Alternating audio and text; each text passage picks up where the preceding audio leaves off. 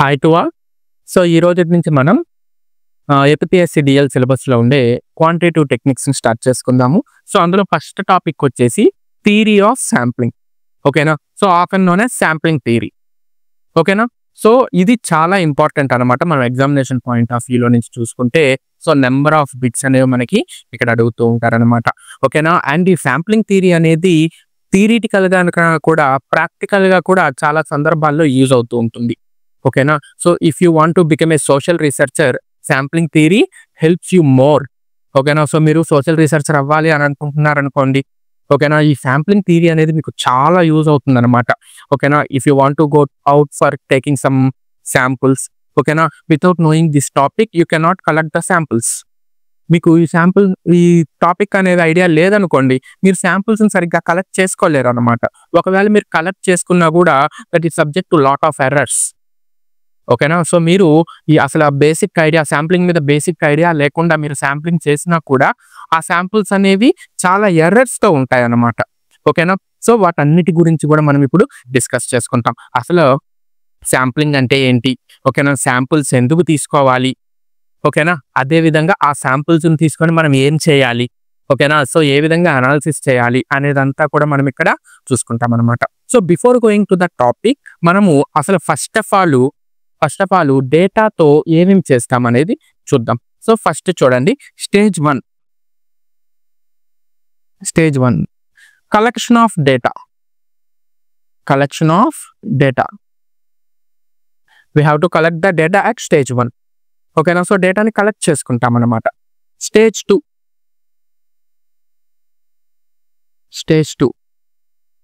Interpretation of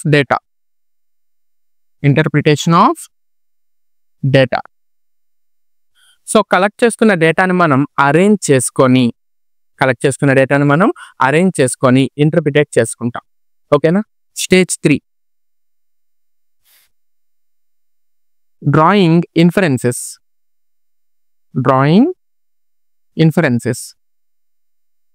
so ఇన్ఫరెన్సెస్ని draw చేస్తామన్నమాట. అంటే ఆ డేటాకి సంబంధించిన ఇన్ఫర్మేషన్ని మనం డ్రా చేసుకుంటాం అన్నమాట. ఓకేనా? So before going to draw the inferences we have to make some test. ఓకేనా? వాటిని ఏమంటామంటే test of significance, test of hypothesis అంటారనమాట. సింపుల్గా మన భాషలో చెప్పుకోవాలంటే హైపోథెసిస్ టెస్టింగ్ చేస్తారు. ఓకేనా? Stage 4 decision making.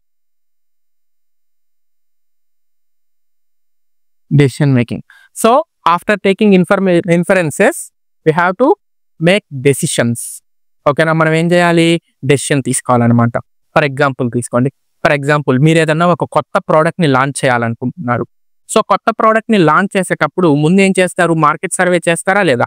సో ఆ మార్కెట్ సర్వే చేసేటప్పుడు ఫస్ట్ ఆఫ్ ఆల్ కొంతమంది దగ్గరికి వెళ్ళి, ఓకేనా, పలానా ప్రోడక్ట్ అనేది తీసుకొని వస్తే ఎలా ఉంటుంది అని చెప్పి ఇన్ఫర్మేషన్ కలెక్ట్ చేసుకుంటారు కదా. అది స్టేజ్ 1లో వచ్చేస్తుంది.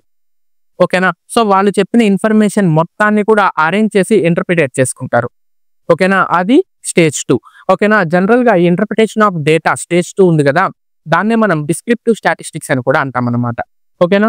Stage 3 drawing inferences. ఓకేనా? దీన్ని ఏమంటామంటే మనం ఇన్ఫరెన్షియల్ స్టాటిస్టిక్స్ అంటాం. ఓకేనా? Stage 4 decision making. ఓకేనా? So after making hypothesis testing we have to make decisions. So ఈ 4 స్టేజెస్ అనేవి చాలా ఇంపార్టెంట్ అనమాట.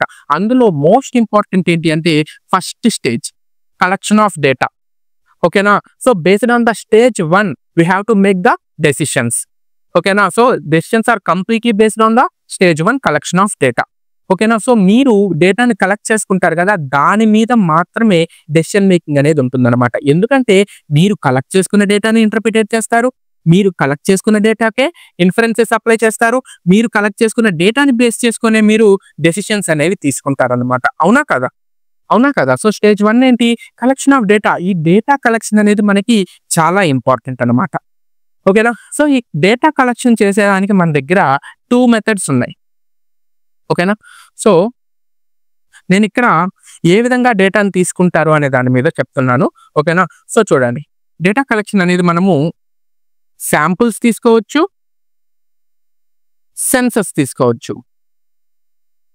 ఓకేనా? So first of all what is census? Drawing A information on each and every element of population. Drawing A information on each and every element of population is known as census. ఓకేనా? So ఇక్కడ census లో each and every element ఉంటుందన్నమాట. Each and every element in population. So population లో ఉండే ప్రతి ఒక్క element ని మనము సెన్సస్ లో ఇంక్లూడ్ చేస్తాం అనమాట. ఫర్ ఎగ్జాంపుల్ చూడండి, మనం జనాభా లెక్కలు తీస్తాం చూడండి. ఓకేనా? సో ప్రతి ఒక్క ఇన్ఫర్మేషన్, ప్రతి ఒక్క ఎలిమెంట్ గురించి మనం ఇన్ఫర్మేషన్ తెలుసుకుంటే, పాపులేషన్ లో ఉండే ప్రతి ఒక్క ఎలిమెంట్ గురించి మనం ఇన్ఫర్మేషన్ తెలుసుకుంటే దాన్ని ఏమంటాము? సెన్సస్ అంటాం. ఓకేనా? And what is sample? What is sample? It is a part of a population. It is a part of population that represents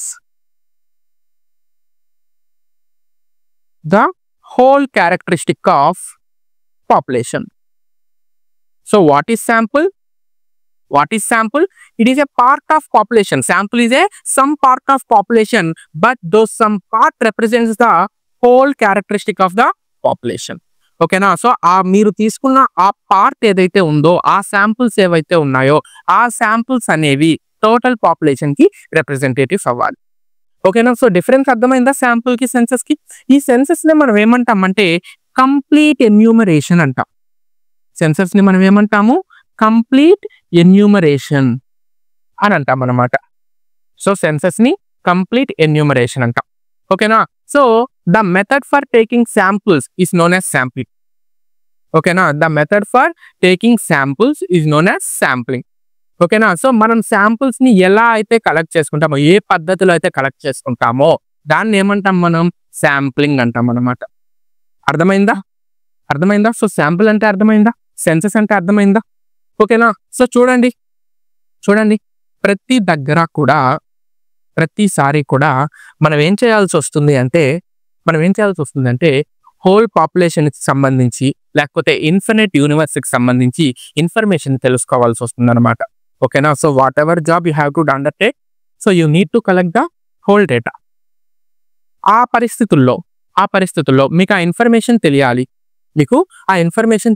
ఆ పరిస్థితుల్లో మీరు ప్రతి ఒక్కరి దగ్గరికి వెళ్ళి ఇన్ఫర్మేషన్ తీసుకోవడం అనేది కుదురుతుందా?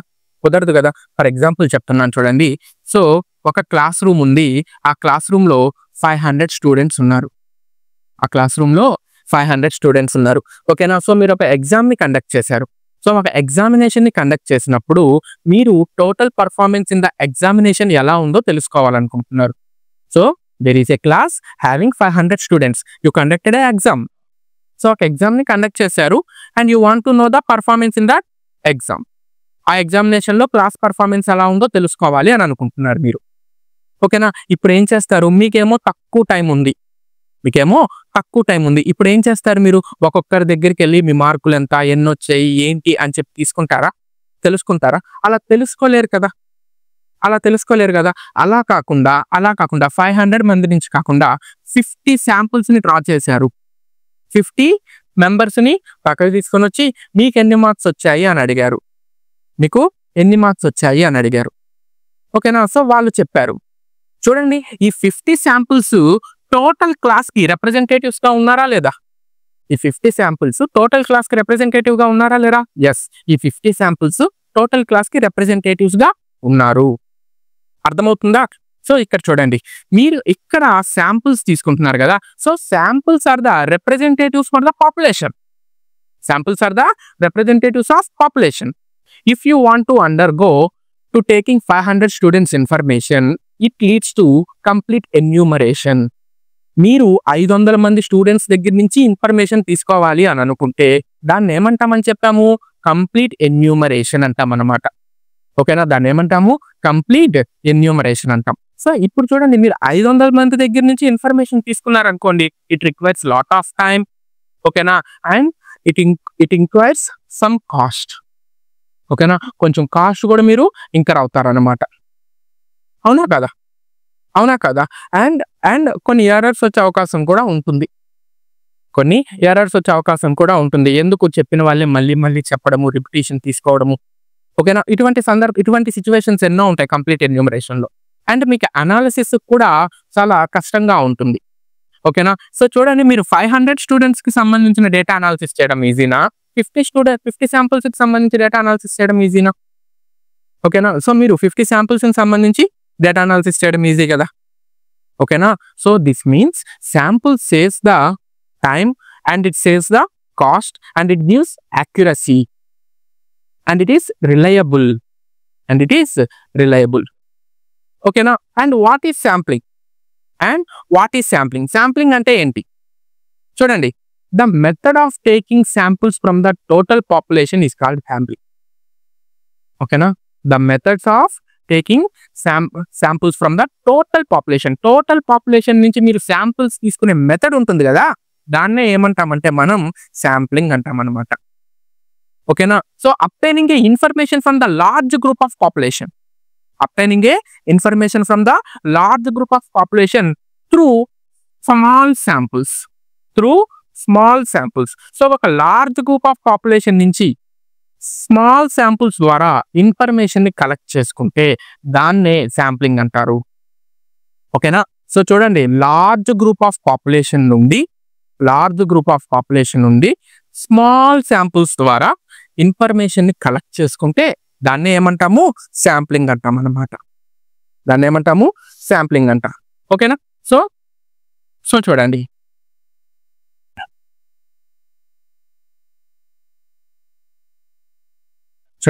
ఒక ఎగ్జాంపుల్ తీసుకుందాం. సో మీరేమో ఒక పర్చేజ్ ఆఫీసర్, ఒక కంపెనీకి సంబంధించి మీరు ఒక పర్చేజ్ ఆఫీసర్. మీకు ఒక 2000 ఎలక్ట్రిక్ బల్బ్స్ కావాలి. 2000 ఎలక్ట్రిక్ బల్బ్స్ కావాలి. మీరేం చేస్తున్నారు అంటే ఎక్స్ లిమిటెడ్ దగ్గర నుంచి, వై లిమిటెడ్ దగ్గర నుంచి, జెడ్ లిమిటెడ్ దగ్గర నుంచి కొటేషన్స్ ని యాక్సెప్ట్ చేశారు. X limited, y limited, z limited దగ్గర నుంచి కొటేషన్స్ ని యాక్సెప్ట్ చేశారు. All are having same prices. ఓకేనా. సే 25 ముగ్గురు కూడా సేమ్ ప్రైస్ కే మనకి బల్బ్స్ ని ఆఫర్ చేస్తున్నారు. ఓకేనా. సో జనరల్ గా మనం కొటేషన్స్ వచ్చినప్పుడు ఏం చేస్తాము? లీస్ట్ ప్రైస్ విత్ హైయెస్ట్ క్వాలిటీని మనం యాక్సెప్ట్ చేస్తాం కదా. ఇక్కడ 3 కూడా సేమ్ ప్రైస్. ఇప్పుడు మీరు on the base of quality మీరు ఏం చేయాలి? యాక్సెప్ట్ చేయాలి. ఓకేనా. మీరు క్వాలిటీ చెకప్కి ఏం చేస్తున్నారు అంటే మినిమం ఒక బల్బు 15,000 అవర్స్ వర్క్ చేయాలి అని అనుకుంటున్నారు. దానికోసం మీరు ఏం చేస్తున్నారు అంటే ఒక పర్సన్ ని 3 కంపెనీస్ కి పంపించి, ఓకేనా, యావరేజ్ గా క్వాలిటీ చెకప్ చేసుకురండి అంటున్నారు. ఓకేనా. సో చూడండి, ఈ 3 కంపెనీస్ ఏం చేస్తాయి? బల్క్ లో బల్బ్స్ ని ప్రొడక్షన్ చేస్తూ ఉంటాయి. ఓకేనా. మీరు ప్రతి ఒక్క బల్బుని తీసుకొని వచ్చి ఇది 15,000 గంటలు వెలుగుతుందా లేదా అని చెప్పి చెక్ చేసి అప్పుడు మీరు మీ 2000 బల్బ్స్ ని తీసుకుంటారా? అలా కాదు కదా. ఫస్ట్ ఏం చేస్తారు? ఈ 3 దగ్గర నుంచి కొన్ని శాంపుల్స్ తెచ్చుకుంటారు. ఫర్ ఎగ్జాంపుల్ ఒక 15 శాంపుల్స్ తెచ్చుకుంటారు. 15 శాంపుల్స్ తెచ్చుకొని దేనికైతే డ్యూరబిలిటీ ఎక్కువగా ఉంటుందో ఆ కంపెనీని మీరు సెలెక్ట్ చేసుకుంటారు. క్లియరా? సో దేనికైతే డ్యూరబిలిటీ ఎక్కువగా ఉంటుందో ఆ కంపెనీని మీరు సెలెక్ట్ చేసుకుంటారు. ఓకేనా. అర్థమైందా? సో ఇక్కడ మనకి 3 ప్రాబ్లమ్స్ వస్తాయన్నమాట. So coming to the problem number 1, first problem. ఇందాక నేను ఇక్కడ 15 అని చెప్పేశాను కదా. సో ఫస్ట్ ప్రాబ్లం ఏంటి అంటే ఎస్టిమేషన్ ఆఫ్ శాంపుల్స్.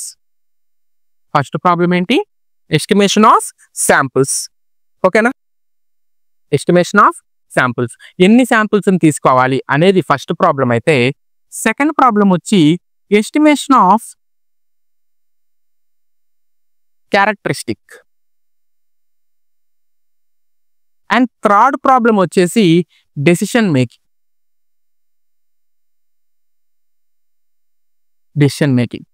సో ఈ 3 ప్రాబ్లమ్స్ మీరు ఫేస్ చేస్తున్నారు ఇక్కడ.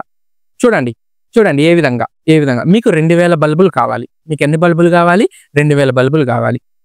ఓకేనా. మీకు 3 కంపెనీస్ కొటేషన్స్ ఇచ్చాయి. 3 కూడా సేమ్ ప్రైస్ కే కొటేషన్స్ ఇచ్చాయి 25 రూపీస్కి. ఓకేనా. ఇప్పుడు మీరు ఏం చేస్తున్నారు? కొన్ని శాంపుల్స్ తీసుకొని రావాలి. ఓకేనా.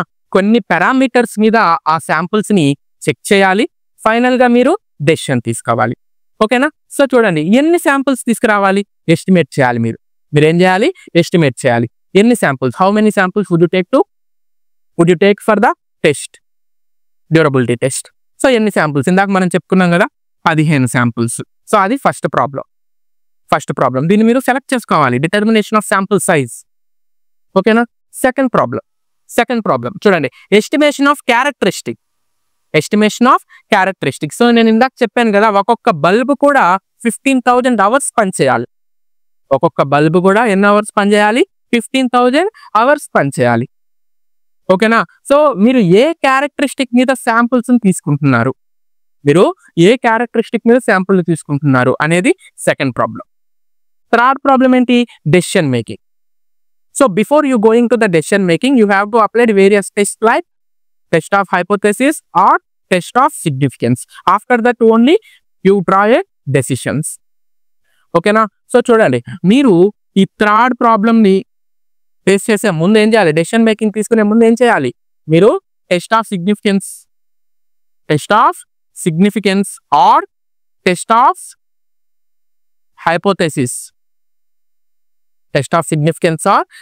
హైపోథెసిస్ చేయాలి. ఓకేనా. తరువాత ఏ కంపెనీని మీరు సెలెక్ట్ చేసుకోవాలి అనేది ఉంటుందన్నమాట. ఓకేనా. మన డిఎల్ సిలబస్ లో ఇవి కూడా ఉన్నాయి, టెస్ట్ ఆఫ్ సిగ్నిఫికెన్స్ ఆ టెస్ట్ ఆఫ్ హైపోథెసిస్ కూడా ఉన్నాయి. వాటి గురించి కూడా మనం చెప్పుకోవాలి.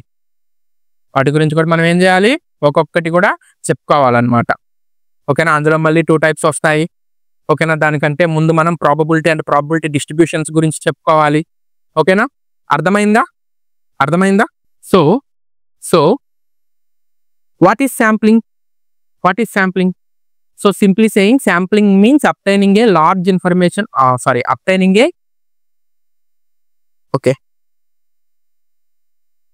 So what is sampling? In simple words, sampling means obtaining a information from the large number of population through samples. Okay now, so samples ద్వారా large number of population నుంచి మనం ఇన్ఫర్మేషన్ ని గాని కలెక్ట్ చేసుకుంటే దాన్ని ఏమంటామన్నాము? శాంప్లింగ్ అంటామన్నమాట. ఓకేనా. So what are the desirable characteristics of a sample?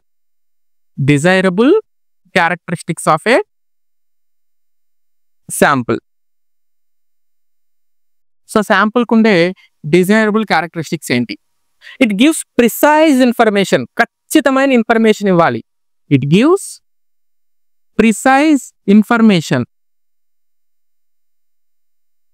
ఖచ్చితమైన ఇన్ఫర్మేషన్ ఇవ్వాలన్నమాట. ఓకేనా. అండ్ ఇట్ ఈస్ యాక్యురేట్ గా ఉండాలి, ఎకనామికల్ గా ఉండాలి. ఓకేనా. So next, sample size is lower than population. Sample size అనేది పాపులేషన్ కన్నా కూడా తక్కువగా ఉండాలన్నమాట. ఓకేనా. It helps to analyse the data. So what ever samples do you collected, it needs to analyse the data. మీరు కలెక్ట్ చేసుకున్న samples ని base చేసుకొని మీరు ఏం చేయాలి? డేటా అనాలిసిస్ అనేది చేయాలన్నమాట. ఓకేనా. నెక్స్ట్ చూడండి, if population are very large, population అనేది చాలా పెద్దదైతే sample size is also very large. So population కానీ ఎక్కువగా ఉంటే శాంపుల్ సైజ్ కూడా ఎలా ఉండాలి? ఎక్కువగా ఉండాలన్నమాట. ఓకేనా. ఇది మనకి ప్రిన్సిపల్ ఆఫ్ ఇనర్షియా గురించి కూడా చెప్తుంది అనమాట. సో ప్రిన్సిపల్ ఆఫ్ ఇనర్షియా కూడా ఇదే చెప్తుంది. ఓకేనా. మనకి principle of inertia of large numbers అని చెప్పి శాంప్లింగ్ ప్రిన్సిపల్స్ అనేవి ఉన్నాయన్నమాట. సో ప్రిన్సిపల్ ఆఫ్ ఇనర్షియా కూడా ఇదే చెప్తుంది అనమాట. ఓకేనా. సో నెక్స్ట్ చూడండి, samples include all characteristics of population. So population లో ఉండే అన్ని క్యారెక్టరిస్టిక్స్ శాంపుల్స్ లో ఉండాలన్నమాట. ఓకేనా. ఈ విధంగా ఉంటే ఈ శాంపుల్స్ మనం ఏమంటాము? డిజైర్డ్ శాంపుల్స్ అంటాం అనమాట. ఓకేనా. So desired samples enumerates the data more clearly. ఓకేనా. సో డిజైర్డ్ శాంపుల్స్ అనేవి మనకి టోటల్ ఇన్ఫర్మేషన్ ని ఇంకా క్లియర్ గా చెప్తాయి అన్నమాట. ఓకేనా. సో నెక్స్ట్ చూడండి,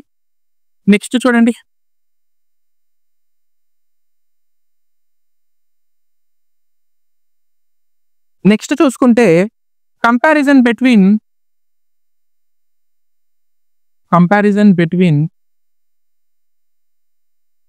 శాంప్లింగ్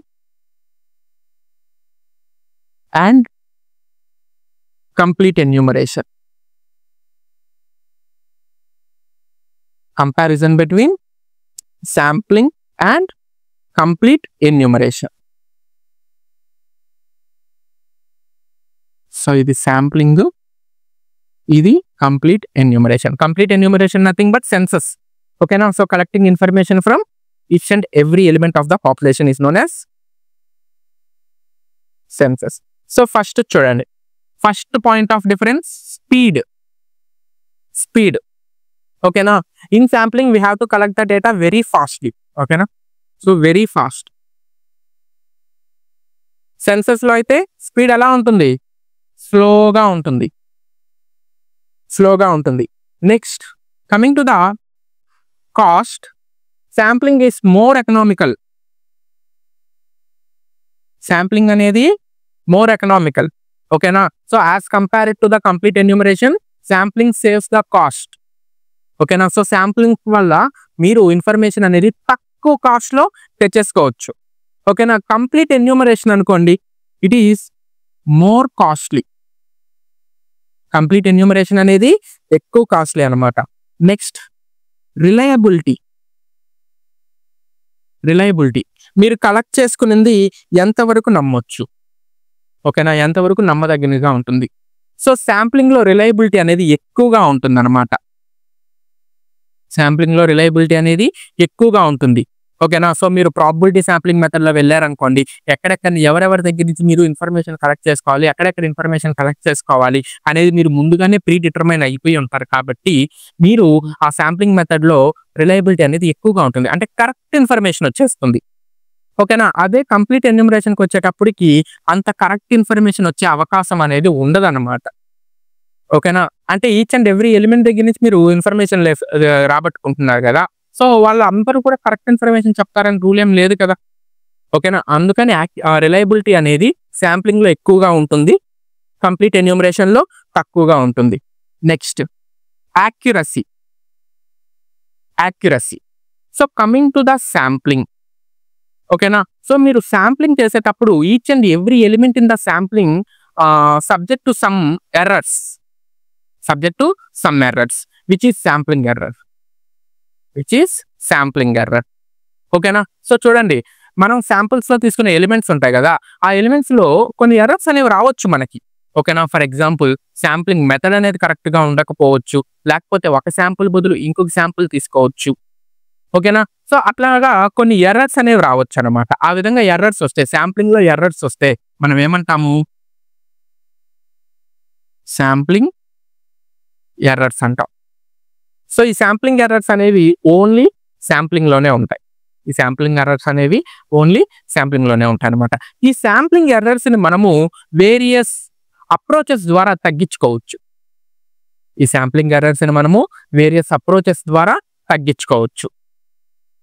ఓకేనా, సో అంటే మనకి ఇక్కడ శాంప్లింగ్ ఎర్రర్స్ తగ్గే అవకాశం ఉంది కాబట్టి యాక్యురసీ అనేది ఎక్కువగా ఉంటుంది. ఓకేనా, so coming to the complete enumeration లో మనకి శాంప్లింగ్ ఎర్రర్స్ అనేవి ఉండవు. ఎందుకు, మీరు ఇక్కడ శాంపుల్స్ తీసుకోవట్లేదు కదా, ఎక్కడైతే శాంపుల్స్ తీసుకుంటున్నారో అక్కడే శాంప్లింగ్ ఎర్రర్స్ ఉంటాయి. శాంపుల్స్ లేని దగ్గర శాంప్లింగ్ ఎర్రర్స్ ఉండవు. మరి ఇంకే ఎర్రర్స్ ఉంటాయి, నాన్ శాంప్లింగ్ ఎర్రర్స్ ఉంటాయి. Non sampling errors only.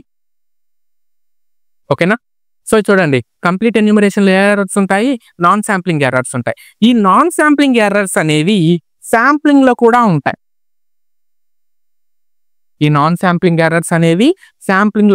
అన్నమాట. So non sampling errors are subject to both sampling and census, but sampling errors are present only in the sampling. ఓకేనా, so మనకి complete enumeration లో sampling errors అనేవి ఉండవు. ఓకేనా, sampling errors ఎక్కడ ఉంటాయి, ఎక్కడైతే శాంపుల్స్ ఉంటాయో అక్కడ మాత్రమే శాంప్లింగ్ ఎర్రర్స్ ఉంటాయి. శాంపుల్స్ లేని దగ్గర శాంప్లింగ్ ఎర్రర్స్ ఉండవు.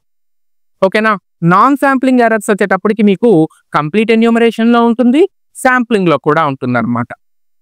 ఓకేనా. సో ఇక్కడ చూడండి, మీరు ఏ అయితే అప్రోచెస్ యూస్ చేసుకొని శాంప్లింగ్ ఎర్రర్స్ తగ్గించుకుంటారో అవే అప్రోచెస్ యూస్ చేసుకొని మీరు నాన్ శాంప్లింగ్ ఎర్రర్స్ కూడా తగ్గించుకుంటారు. దానివల్ల యాక్యురసీ అనేది శాంప్లింగ్ లో ఎక్కువగా ఉంటుంది. ఓకేనా. కంప్లీట్ ఎన్యూమరేషన్ లో నాన్ శాంప్లింగ్ ఎర్రర్స్ మాత్రమే ఉంటాయి. ఓకేనా. సో దాన్ని కూడా మీరు ఏం చేస్తారు, వేరియస్ అప్రోచెస్ ని బేస్ చేసుకొని నాన్ శాంప్లింగ్ ఎర్రర్స్ కూడా తగ్గించుకోవచ్చు. కాబట్టి కంప్లీట్ ఎన్యూమరేషన్ లో కూడా యాక్యురసీ అనేది ఎక్కువగానే ఉంటుంది. ఓకేనా. కాకపోతే మనకి రిలయబిలిటీ ఏది ఎక్కువ, శాంప్లింగ్ ఎక్కువ, కాబట్టి యాక్యురసీలో కూడా శాంప్లింగ్ నే మనం తీసుకుంటాం అన్నమాట. ఓకేనా. నెక్స్ట్ చూడండి, నెసెసిటీ, అవసరం. సో చూడండి, శాంప్లింగ్ మనకి హై నెసెసరీ, ఎందుకంటే ప్రతి దగ్గర మీరు కంప్లీట్ ఎన్యూమరేషన్ చేయలేరు కదా, అందుకని శాంప్లింగ్ అనేది మనకి హై నెసెసరీ. కంప్లీట్ ఎన్యూమరేషన్ అనేది పెద్దగా మనకి అవసరం పడదన్నమాట. ఓకేనా. So sampling become necessary in various situations as compared to the complete enumeration. So these are the point of differences for sampling and complete enumeration, which is speed. Sampling అనేది ఎక్కువగా చాలా fast గా ఉంటుంది, కంప్లీట్ ఎన్యూమరేషన్ అనేది స్లోగా ఉంటుంది. Cost sampling లో తక్కువ, కంప్లీట్ ఎన్యూమరేషన్ లో ఎక్కువ. రిలయబిలిటీ, శాంప్లింగ్ లో హై రిలయబిలిటీ ఉంటుంది, కంప్లీట్ ఎన్యూమరేషన్ లో లో రిలయబిలిటీ ఉంటుంది.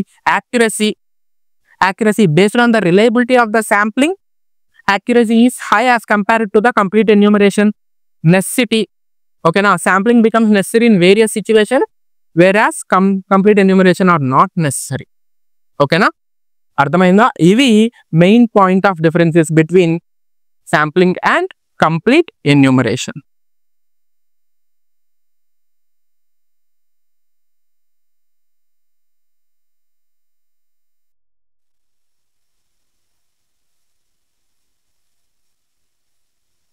So next important elements associated with sampling.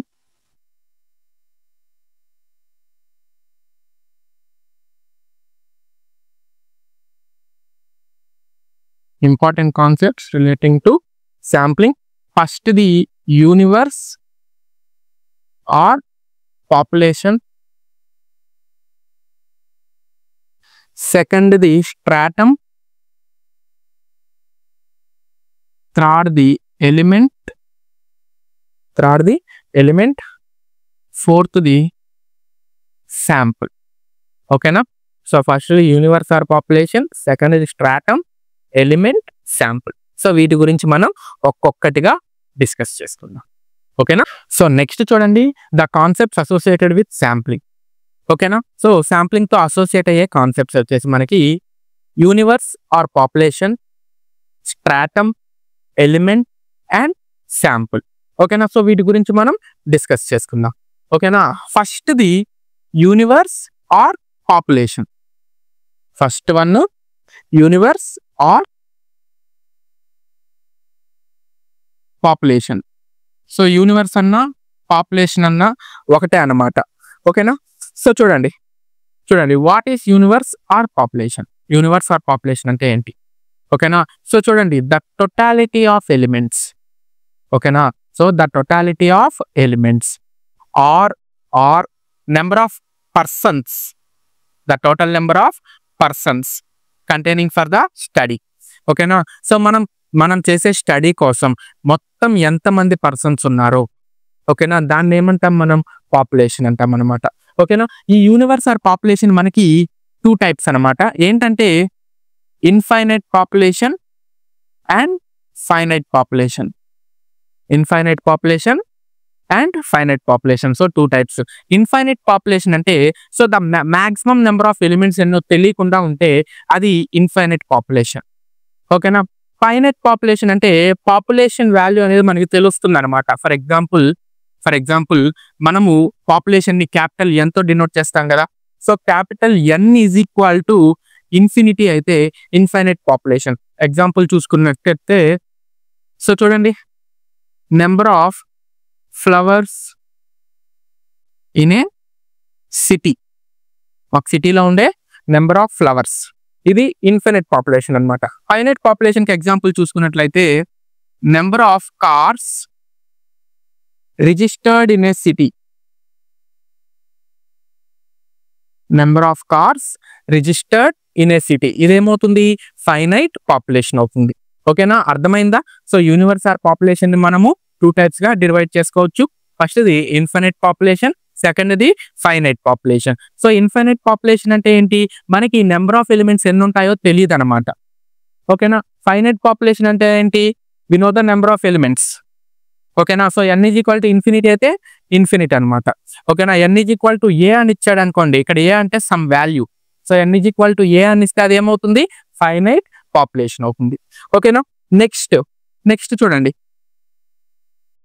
on the basis of characteristics, on the basis of number of characteristics, we have to divide universe or population into 3 types.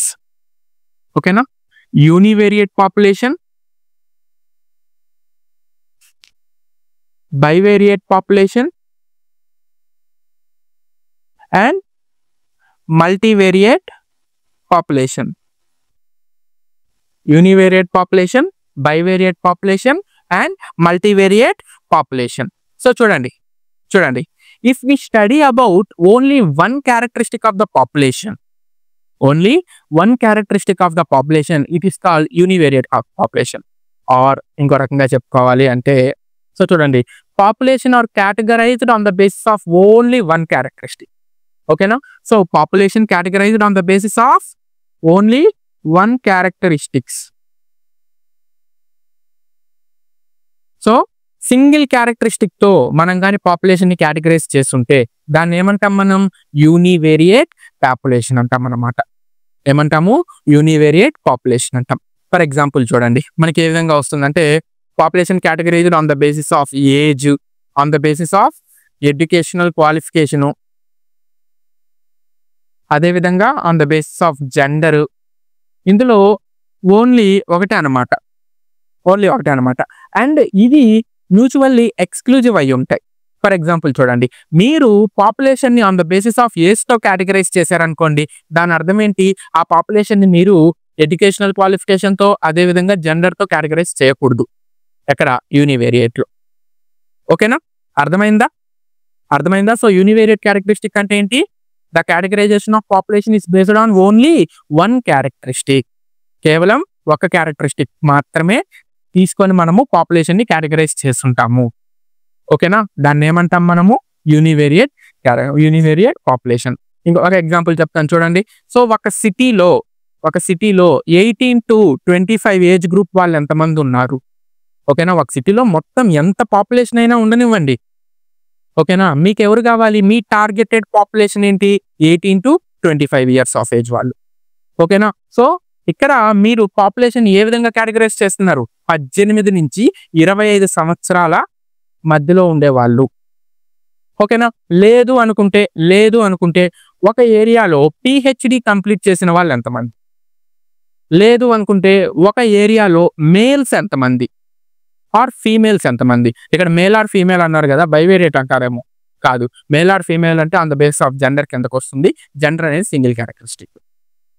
ఓకేనా, అదే విధంగా ఒక ఏరియాలో bank jobs చేసే వాళ్ళు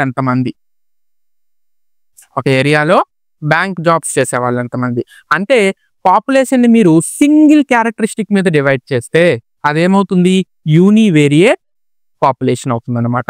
అలా కాకుండా పాపులేషన్ ని మీరు 2 క్యారెక్టరిస్టిక్స్ మీద divide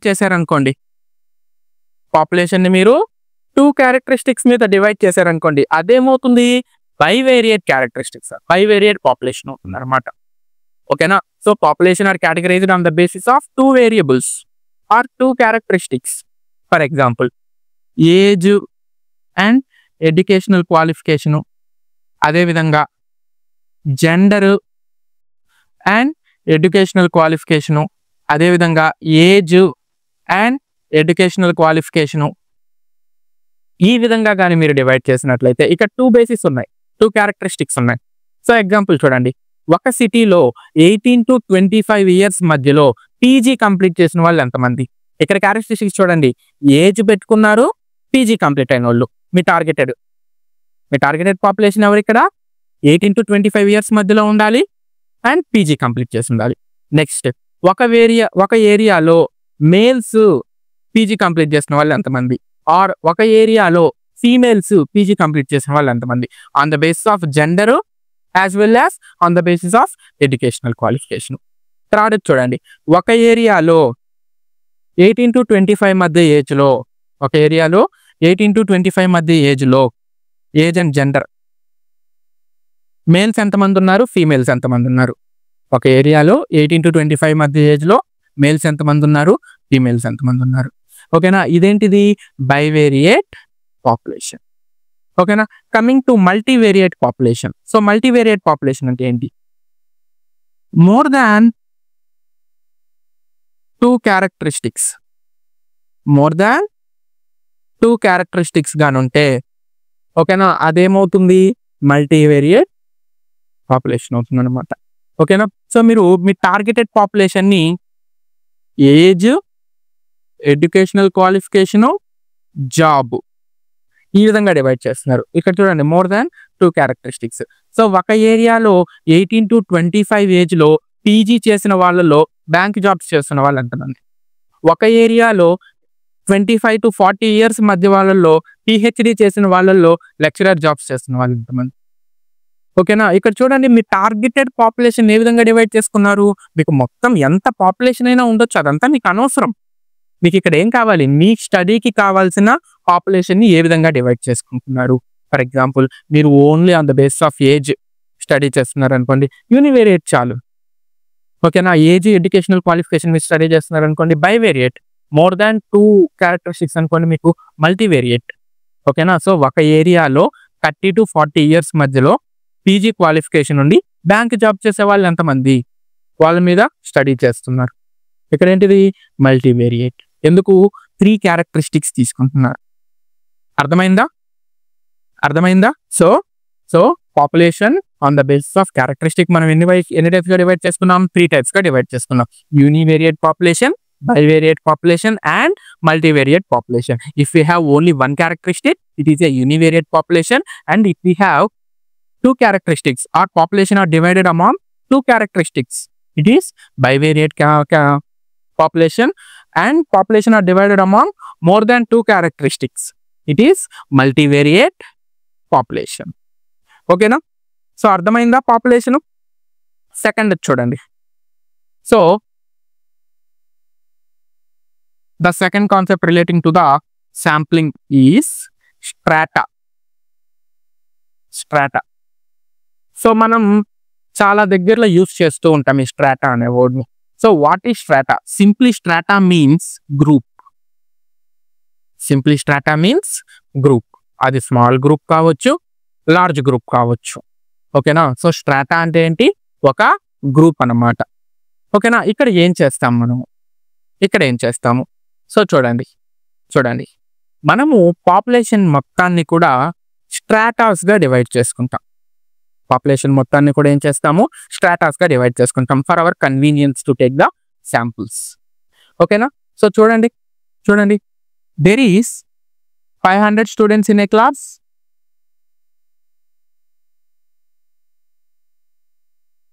There is 500 students in a class. We have to divide these 500 students into 5 stratas based on their marks or based on their performance on the previous exam. ఓకేనా, so ఏ విధంగా divide చేసుకుంటున్నామో చూడండి. Previous ఎగ్జామ్లో above 80 marks వచ్చిన వాళ్ళు, ఓకేనా, 60 to 80 marks వచ్చిన వాళ్ళు, 40 to 60 marks వచ్చిన వాళ్ళు, 20 to 40 మార్క్స్ వచ్చిన వాళ్ళు, 0 to 20 మార్క్స్ వచ్చిన వాళ్ళు ఎంతమంది ఉన్నారు. ఫర్ ఎగ్జాంపుల్ ఇక్కడ ఒక 150, 50, ఇక్కడ 100, 50 ఈ విధంగా ఉన్నారు. ఇప్పుడు మీరు ఏం చేశారు, ఈ 500 స్టూడెంట్స్ని స్ట్రాటాస్గా డివైడ్ చేశారు. 500 స్టూడెంట్స్ని స్ట్రాటాస్గా డివైడ్ చేశారు. సో అబోవ్ 80 మార్క్స్ వచ్చిన వాళ్ళు అంటే టాపర్స్, బాగా చదివే వాళ్ళు. 60 to 80 మార్క్స్ అంటే అబోవ్ యావరేజ్. 40 to 60 మార్క్స్ అంటే యావరేజ్. ఓకేనా, 20 to 40 మార్క్స్ అంటే బార్డర్లో పాస్ అయ్యేవాళ్ళు. 0 to 20 మార్క్స్ అంటే ఫెయిల్యూర్స్. ఓకేనా, సో అబోవ్ 80 మార్క్స్ అంటే బాగా చదివే వాళ్ళు 150 మెంబర్స్ ఉన్నారు. ఇక్కడ మీరు ఈ 150లో నుంచి కొన్ని శాంపుల్స్ తీసుకుంటారు, ఒక 20. ఈ 150లో నుంచి 20 అన్నిట్లోంచి ఈక్వల్ అనుకుందాం. 20 20 20 సో 100 శాంపుల్స్ తీసుకున్నారు. ఇప్పుడు చూడండి ఈ 100 శాంపుల్స్ ఏవైతే ఉన్నాయో అవి ఎంటైర్ క్లాస్ని రిప్రజెంట్ చేస్తున్నాయా లేదా based on the previous exam? ఖచ్చితంగా రిప్రజెంట్ చేస్తాయి. ఓకేనా? సో స్ట్రాటా వల్ల ఏమవుతుందంటే పాపులేషన్ని డివైడ్ చేసుకొని ఈచ్ డివిజన్ నుంచి శాంపుల్స్ని తీసుకోవడం అనేది మీకు ఈజీ అవుతుంది అన్నమాట. ఓకేనా? So what is the useful of strata? Strata divides the whole population into various groups and researcher collects the samples based on the number of persons on their group. అర్థమైందా? So ఇది strata. ఓకేనా? Next చూడండి population element. Next element.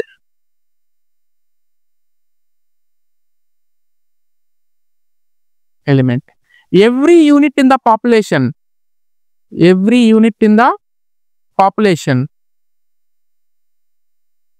is called element. Population లో ఉండే ప్రతి unit ని ఏమని పిలుస్తాము? ఎలిమెంట్ అంటాం. ఓకేనా? సో ఇందాక there is 500 students in a class అన్నాం కదా, దాని అర్థం ఏంటి? 500 ఎలిమెంట్స్ ఉన్నాయి. ఓకేనా? సో నెక్స్ట్ దీనికి కంటిన్యూషన్ చూడండి. Element sample. Elements turns to sample when the researcher pickups the element. Element sample ఎప్పుడవుతుంది? రీసెర్చర్ కానీ ఆ ఎలిమెంట్ ని కానీ తీసుకుంటే శాంపుల్ కింద ఆ ఎలిమెంటే ఏమవుతుంది? శాంపుల్ అవుతుంది అనమాట. ఓకేనా? సో చూడండి ఎలిమెంటే శాంపుల్ ఎప్పుడవుతుంది? రీసెర్చర్ పికప్ చేసుకుంటే అప్పుడు శాంపుల్ అవుతుంది అనమాట. అర్థమైందా? సో ఈ శాంపుల్ అనేది మేబీ పర్సన్ కావచ్చు, ఆబ్జెక్ట్ కావచ్చు. ఓకేనా? లేకపోతే ఇంకేదన్నా ఒక ఇండిజినియస్ టెక్నాలజీ కావచ్చు, ఏదైనా కావచ్చు అనమాట ఈ శాంపుల్ అనేది. ఓకేనా?